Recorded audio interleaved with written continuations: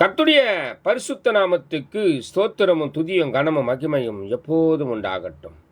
இந்த நல்ல 8ஆம் மாதம் 6ஆம் தேதியை காண செய்த தேவாதி தேவனுக்கு கொடான கொடி ஸ்தோத்திரம். கர்த்தரின் மகிமை ஆத்தும ஆதாயம் சுவிசேஷ ஊழியத்தின் சார்பாக இன்றைய நாளுக்கான சில நிமிட தேவ செய்தி. இனி காலம் செல்லாது, என் ஆண்டவராய் இயேசு கிறிஸ்து வரப்போகிறார். ஆயத்தமாயிருங்கள், அநேகரை ஆயத்தப்படுத்தி ஆண்டவர் பக்கமாய் திருப்புங்கள். பக்கத்துணையாய் உங்களோடு கூட இருந்து எல்லா காரியத்தையும் கர்த்தர் வாய்க்க பண்ணுவார்.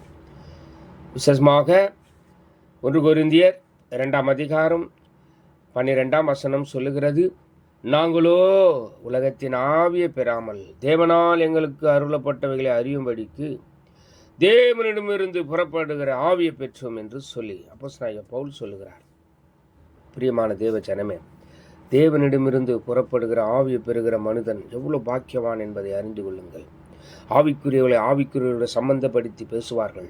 ஆவிக்குரிய காரியத்தை பேசி தேவனுடைய ராஜ்யத்தை கட்டி எழுப்புவார்கள் என்பதில் சந்தேகமில்லை. ஆக தேவனிடமிருந்து புறப்பட்ட ஆவியை பெற்ற நீங்கள் பாக்கியவான்கள், பாக்கியவதிகள். எப்போதும் கர்த்தர் உங்களோடு கூட இருப்பார். தேவ ஆவி என்ன சொல்லுகிறதோ அதன்படி செய்யுங்கள். கர்த்தர் உங்களோடு கூட இருந்து அற்புதங்களையும் அடையாளமாய் அழகாய் அற்புதமாய் செய்வார் என்பதில் சந்தேகமில்லை. God bless you. கர்த்தர் உங்களோடு கூட இருப்பார். ஆமென்.